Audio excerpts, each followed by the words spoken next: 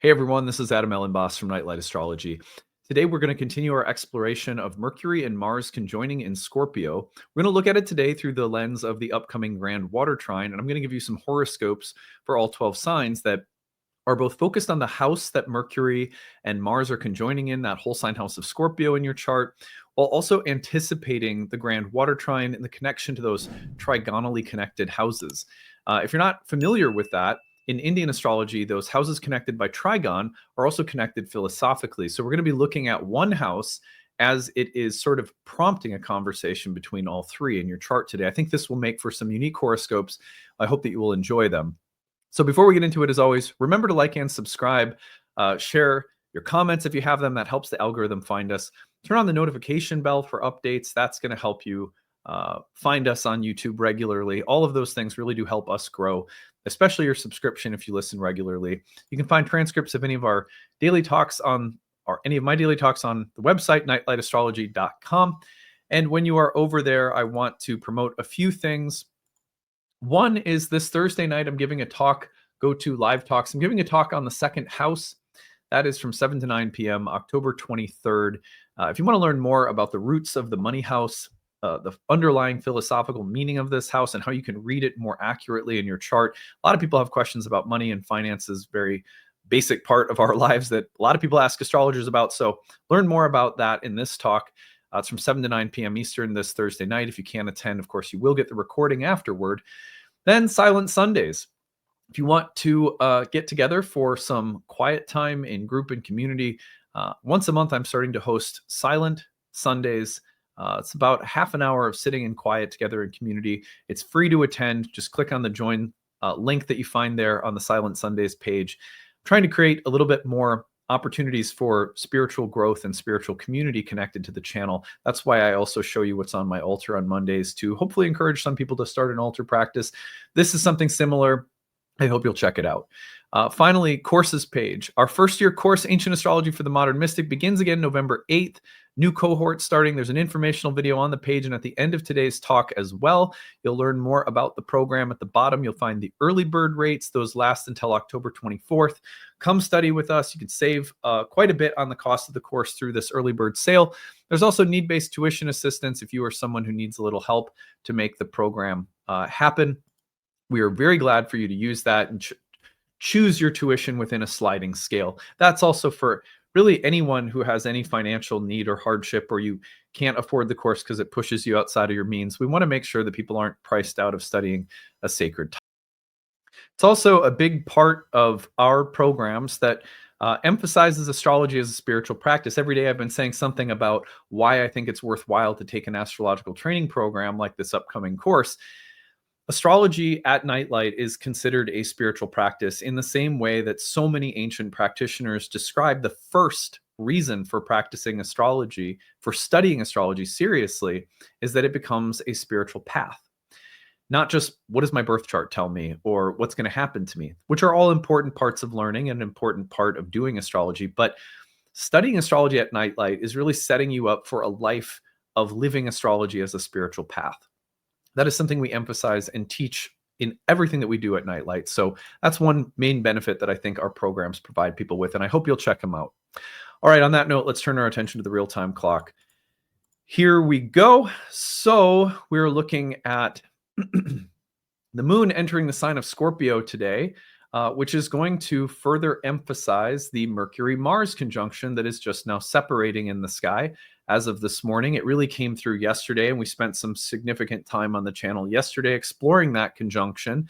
What I want to do today are some horoscopes that focus on that whole sign house of Scorpio in particular, but then also connect this to the approaching Grand Water Trine in three connected houses, the houses that are trigon, that are connected by trigon, which means trine. The triangular houses are all expressing a similar philosophical concept in ancient Vedic astrology, and the trigonal houses are obviously connected in ancient Hellenistic astrology as well. So I'm going to be giving you a little tour of not just the Mercury-Mars conjunction in your birth chart right now, but also the connection to the upcoming Grand Water Trine. I think it's worth mentioning that this is a very important window of time between today, Tuesday, October 21st, and let's stretch this out as the moon goes through Scorpio and kind of converges with Mercury and Mars by Thursday, October 23rd. And that's going to be activating the Grand Water Trine ahead of Mercury and Mars doing so, which occurs by the end of the week as Mercury trines Jupiter. And then by Saturday into Sunday, Mercury will start trining Saturn, kind of completing its tour through the Grand Water Trine. But the moon is really kicking it off starting today. So the rest of this week, you're starting to see the first iteration of our Grand Water Trine. Okay, so that's the short version of that. We'll be spending more time with the Grand Water Trine signature as the week goes on. What I want to do today is just sort of take a look at this Mercury-Mars conjunction. And what I'm going to do now is I'm going to get rid of everything on the screen except for our Grand Water Trine planets. So let me get rid of a whole bunch of stuff. And here we go. Oh, one more I need to get rid of is Venus. Let's get rid of Venus on the screen. And this is what we have. These are the Grand Water Trine planets forming in the sky this week. Now I've taken out the north node of the moon, which is also in Pisces, but you get the idea. So what I'm going to do now is I'm going to take this through all 12 whole sign house horoscopes. And I'm just adjusting to get Aries on the screen here. And you can consider this a forecast that is not only applicable for the Mercury-Mars conjunction yesterday and today, which could be very useful just as a standalone horoscope, but also as a horoscope pertaining to the Grand Water Trine as it's applying this week throughout 3 whole houses in your chart. So what I'm going to do is I'm going to start off by focusing on the whole sign house position of Scorpio and then expand into the philosophical area of life denoted by all 3 houses connected by trines. And I'll explain what that means as we go along. You'll see me demonstrating it. So let's start with Aries. The sign of Aries, the Mercury-Mars conjunction is taking place in your 8th house. I think of that as both a termination of or initiation of soul contracts with other people. It's about the depth that's being exchanged mentally, verbally, and energetically with other people, the give and take, the fairness of it, the power dynamics within those relationships, and an exploration of those things. Now, more broadly speaking, as the week goes on, we're seeing 3 houses connected by trines that the Grand Water Trine, especially activated by the moon this week, will be opening up. For you, those 3 houses, 12, 4, and 8, are all what we call moksha houses. That means that all 3 houses pertain to some of the work you're doing in this lifetime that has to do with liberation from karmic entanglements. These houses have a particularly potent way of making us look at unhealthy attachments and the process of liberating ourselves from unhealthy attachments as a matter of spiritual evolution from lifetime to lifetime. And so consider this week to be one of profound emotional release. The exploration of these 8th house soul contracts is connected to a much deeper and broader process of liberation from karma in general. So that's the way you can look at this for Aries rising. Let's move forward to Taurus rising. We can see that the Mercury-Mars conjunction is taking place in the 7th house. What are the important exchanges and dynamics within relationships that are taking place for you right now as a Taurus? That's what Mercury and Mars is focusing on. However, more broadly speaking, as Mercury and Mars in the 7th house are focused on relationships for Tauruses this week, more broadly speaking, the 11th, 7th, and 3rd houses are being activated by the Grand Water Trine. These are kama houses. They have to do with pleasure. They have to do with like gratification and pleasure and happiness, usually socially, but also mentally and emotionally.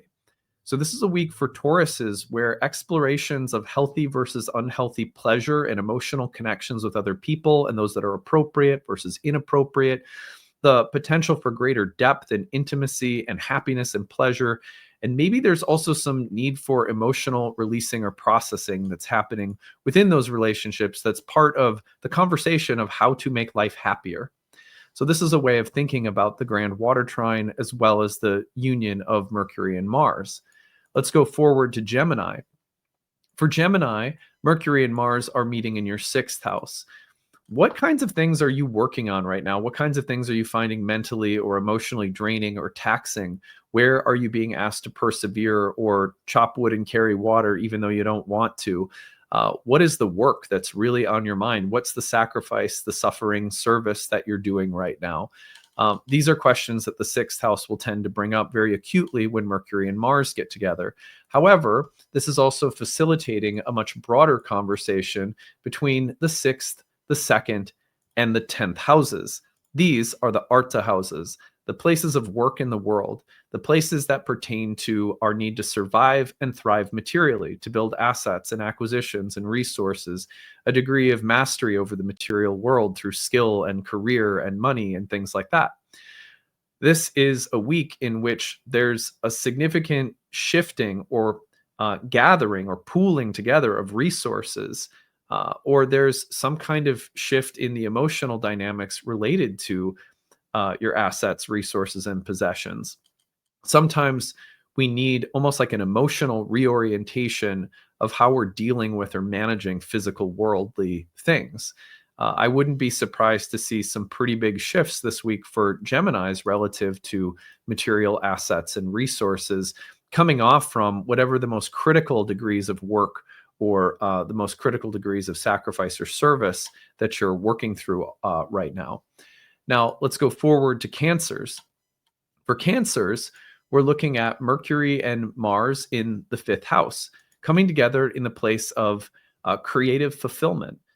Things like children, pregnancy, things like creative fulfillment, and creative Dharma was associated with this house. Now, the meeting of these two planets in this house could very easily speak to the need to express yourself with greater depth and authenticity to communicate or convey something that is both creative and deeper, perhaps more vulnerable and honest with yourself or with others, getting to the bottom of things that either block or free you up creatively, and then looking and noticing, okay, these Grand Water Trine is forming as the week goes on in what are called the Dharma houses. This has to do with understanding truth, understanding what is real and what is essential about yourself, but also about reality. And this is a week for profound learning about self primarily for Cancers, learning about who you are and what's inside of you and how to access it more authentically.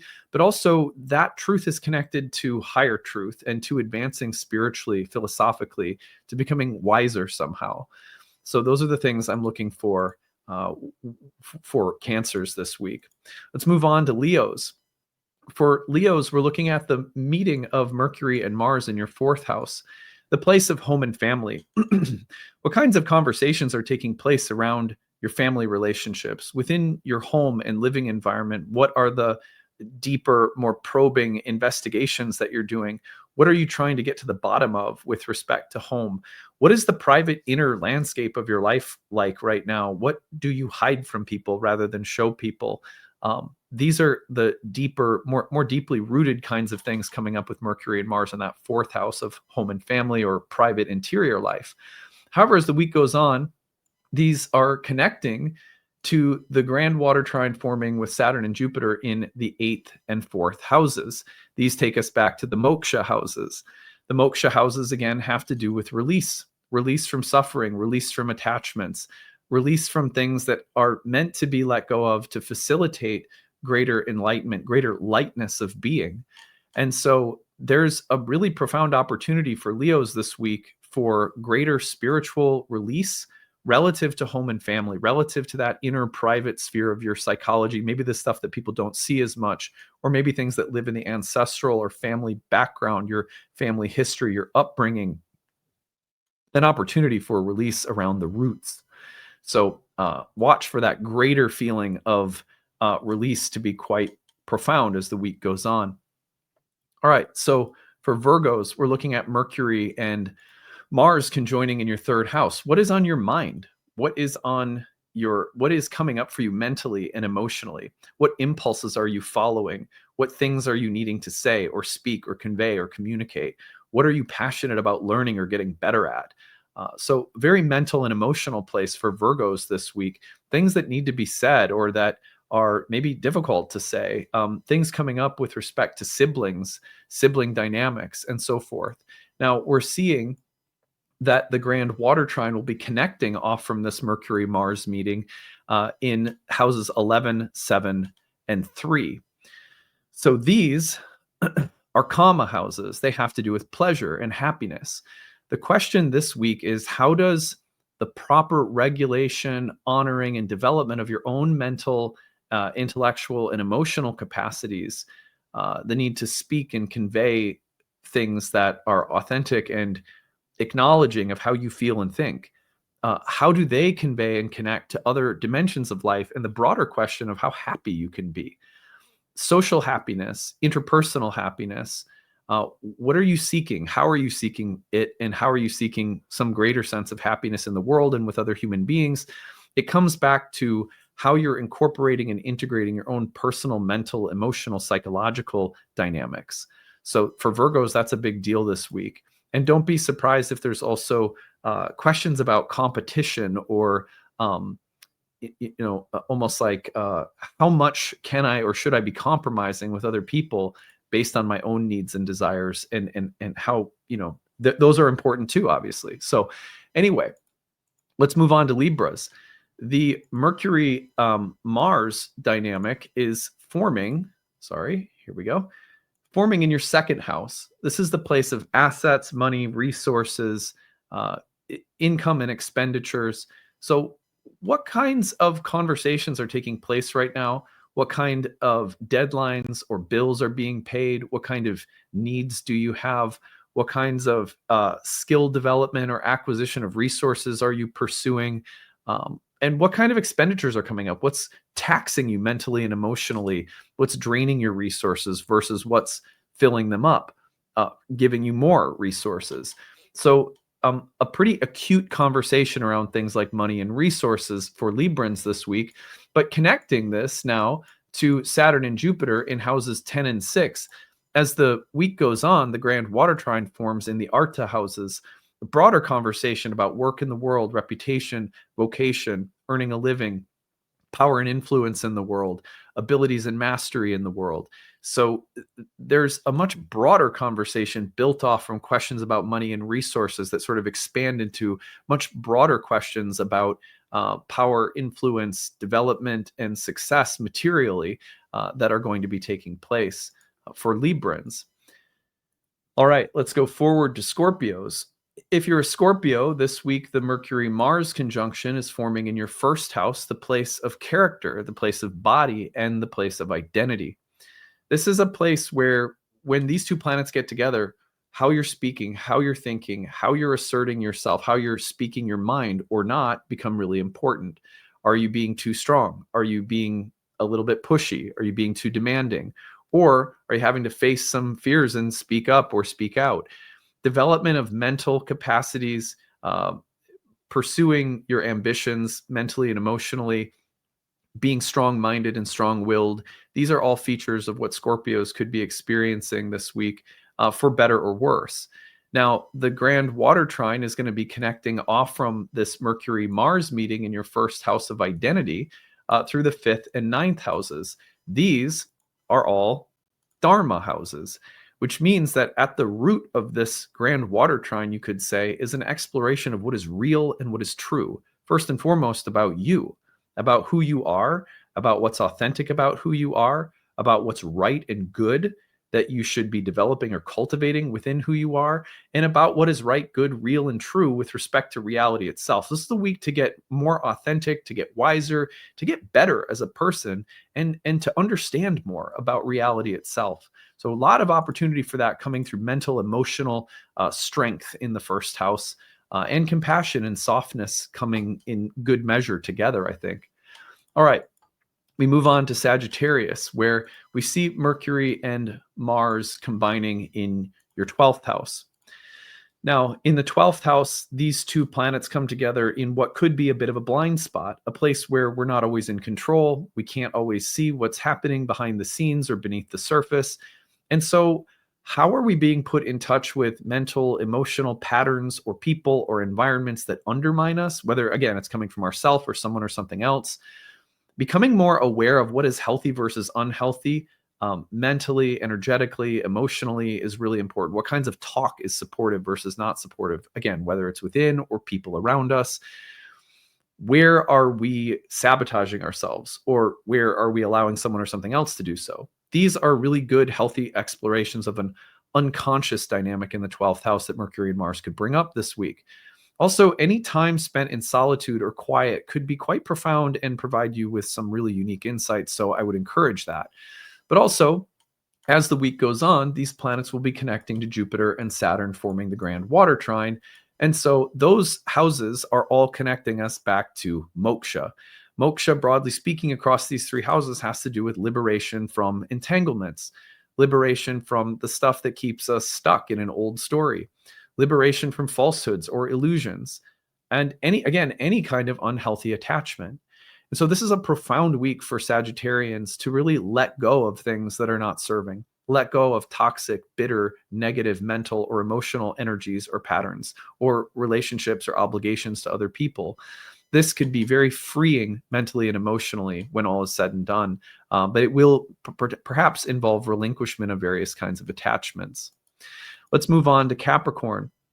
With Capricorn, we're looking at the Mercury-Mars conjunction taking place in the 11th house. Groups, friends, allies, the social dimension of life. If you think about the 11th house as a comma house, it's connecting, of course, as the week rolls on, to Jupiter and Saturn in houses 3 and 7. All of those are comma houses. But if you think of the 11th house as our starting point, this is a house speaking to that topic of comma, happiness and pleasure, that is about the kind of happiness and pleasure that's socially formed and conditioned. We all have a sense of how we ideally find ourselves in the world, fitting in, receiving a feeling of well-being or status or praise or support or success that is socially visible or socially defined or conditioned in some way. That's a really important, it's an important moment for Capricorns right now to be pursuing things that grant some greater sense of social acknowledgement or success, or even social harmony or connection with others that you see as valuable or important or strong in some way. But then also there could be moments of almost having to, make difficult decisions or come to hard determinations or conclusions about who and what is really capable of providing a degree of happiness or success socially and what isn't. This would be a good moment to explore relationships that are advantageous, but that you can live with, versus those that are advantageous, but maybe you can't live with it. So is it worth the trade-off? I think the broader question as the week goes on, though, is what does happiness look like for me? And the social component to that happiness, the broader social or collective component, is being examined in maybe a way that's pretty intense. All right. Going on to Aquarius, we see the Mercury-Mars conversation in your 10th house. That's the place of career, vocation, the workplace, your reputation or status in the world, the influence or power or mastery that you have or are known for within a craft or a trade or something like that.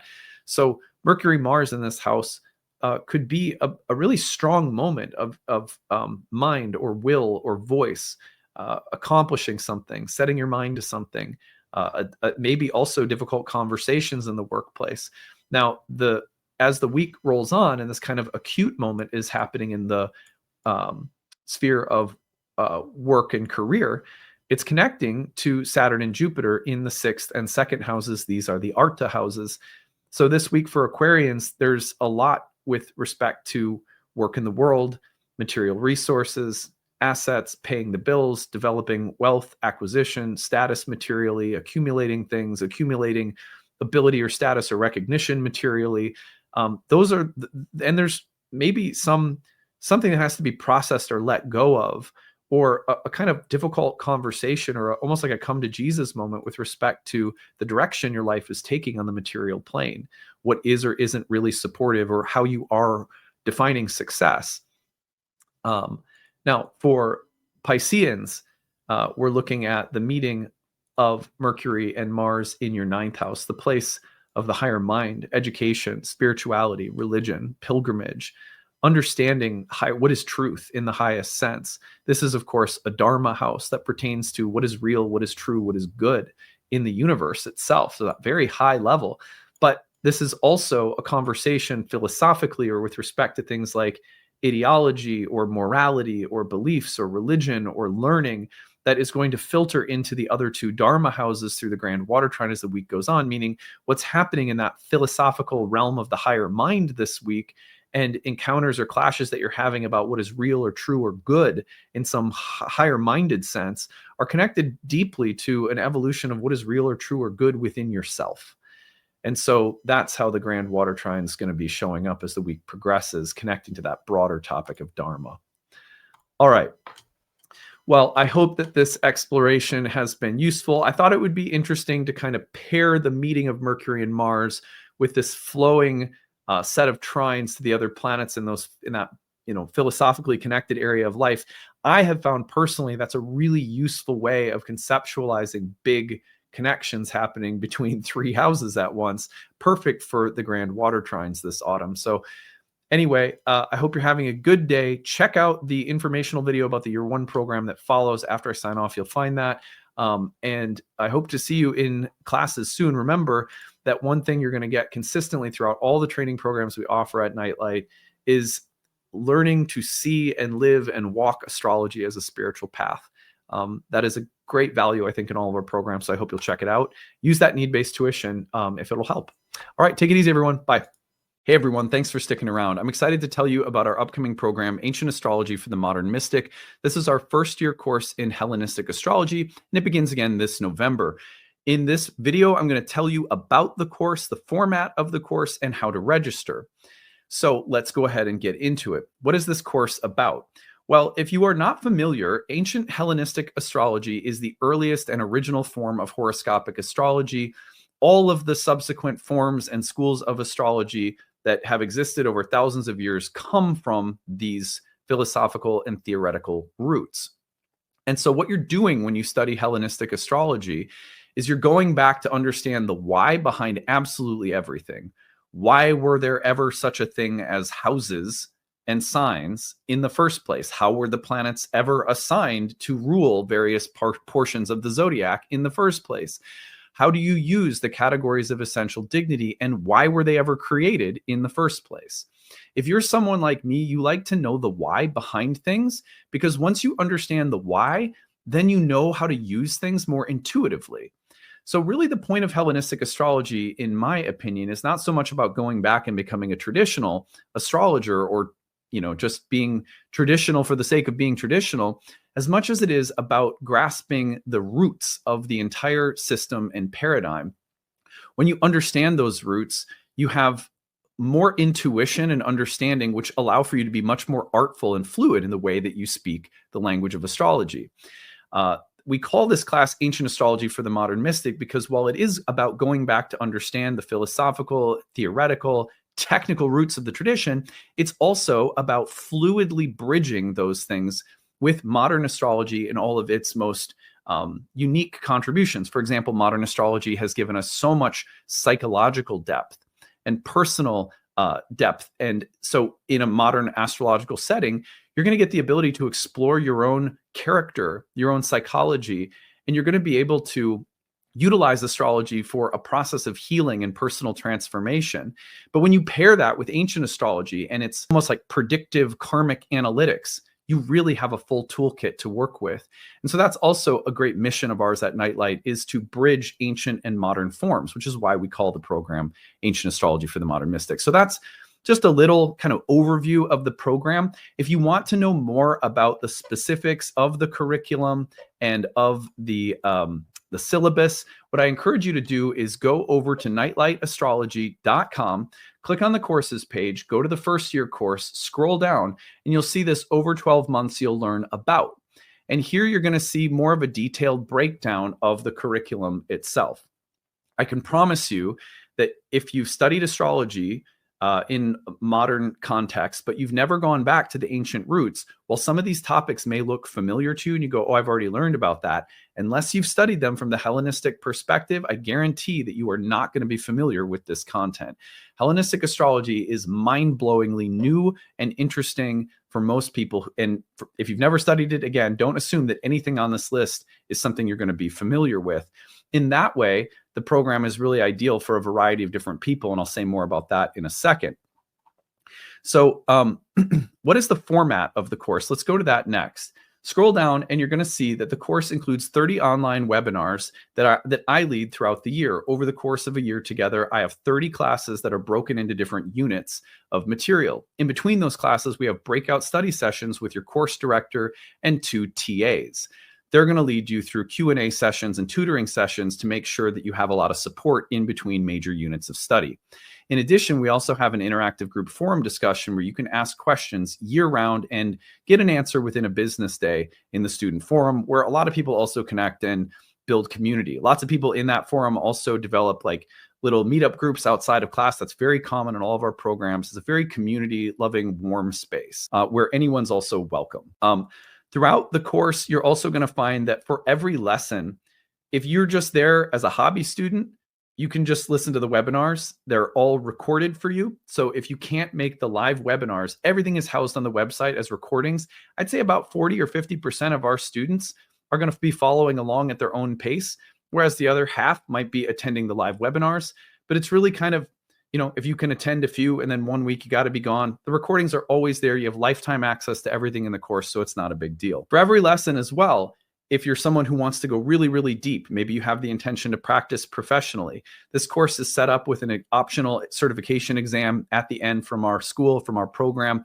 So you can, you know, if you want to build that resume and develop the credentials from our programs, you can do that, but you also, it's optional, so you don't have to. And outside of every lesson, we have recommended reading. We have supplemental bonus content, all of which is optional, but it's there for people who might want a lot more, whereas some people will take the webinars themselves, and that'll be plenty.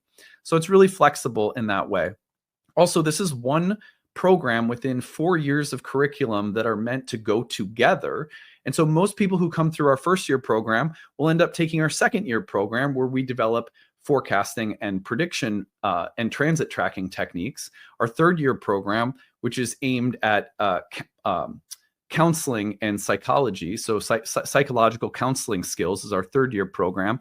And then the Oracle Within, which is our exploration of the philosophical, spiritual roots of the divinatory oracular tradition of astrology. So there's a lot of material there. We also have another 1-year program in horary astrology for some people who want to add that predictive tool to their toolkit. So there's just a lot of material at Nightlight that this class is actually just one part of, which can be taken standalone, or for some people, they get into it, they're going to love it. You're going to hang out with us for 3 or 4 years worth of content. This program is ideal for a number of different types of students of astrology. I'll say that for starters. So let's see here. I'll stop sharing this. So we have there's a profile of the typical students who come through our courses. One is going to be people who just want a very guided introduction to ancient astrology because you've never had it before. Maybe you're only familiar with modern, and you want that guided, structured approach to learning traditional for the first time. Also, people who are brand new to astrology in general, there's no better place to start than at the roots of the ancient foundations. So whether you're a total beginner or just a beginner to Hellenistic, this is a great place to start. If you are someone who's been around astrology for a long time, but you've never had a guided, structured approach to Hellenistic astrology, again, this is a great place to start. I promise you, Hellenistic is very different than what you're familiar with, and you're going to need a guided and structured approach at some point in time. I also think for people who are looking for a lineage, which means not just a bunch of information, but a practitioner-specific based approach where you get to see a practitioner work with clients. You get to hear how a practitioner has prioritized different techniques and why. You're going to get a structured, spiritually grounded focus at Nightlight as well, where if you're looking for someone who practices astrology but also values grounded everyday spiritual practice, that's Nightlight. If you want a community that's been in the industry for a long time now, this is our 16th year of teaching programs and guiding students through trainings. So all of those things, if they matter to you, this is a great place to study. It's a warm community atmosphere. It's spiritually grounded. It's focused. It's academically rigorous. It's going to provide you the appropriate preparation for practicing professionally, especially if you go through all of our programs.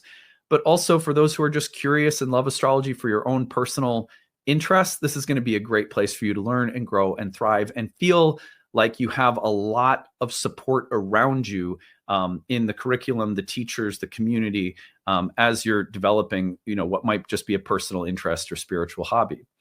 So that is who it's ideal for. Finally, how you register. You go over to the website. I'm going to take you back there. And it's at the bottom of the first year page. You're going to find that the early bird rate is in effect until October 24th. You can save significantly off the cost of the course when you use the early bird rate, where you can pay in full, or use an early bird installment rate plan. Both are going to save you off significantly off the cost of the course. But also at Nightlight, it has always been our mission to make sure that astrological education is accessible for everyone. So please, if you are someone who would love to take this course, but maybe you can only afford a small amount of tuition per month, use the tuition assistance. It is there. All you got to do is plot, you fill out the little form, you tell us your situation. If you're on a fixed income, if you're on a limited income, if you're part-time, if you're in between jobs, if you don't make a lot and you're on that fixed budget, we understand. We don't want people to hurt themselves trying to study something that is spiritual that we feel should be very accessible for everybody. So if you're someone who could use a little help to make this program happen, for whatever reason, maybe you're a single parent or you're on disability or you're retired or you're on a fixed income, whatever the case is, use that tuition assistance. Also, people in other countries who have extreme,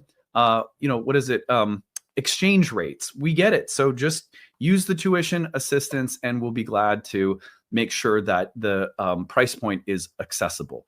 For us, as a spiritual topic, we're a business at the end of the day, but we believe that this is a spiritual topic. And so accessibility has been a part of our model for 16 years now. We've never not had one of our training programs with affordable sliding scale-based prices for people who need it. So please take advantage of that. It's all there for you. I hope to see you in classes soon. And if you have any questions about the program whatsoever, direct them to us at info@nightlightastrology.com.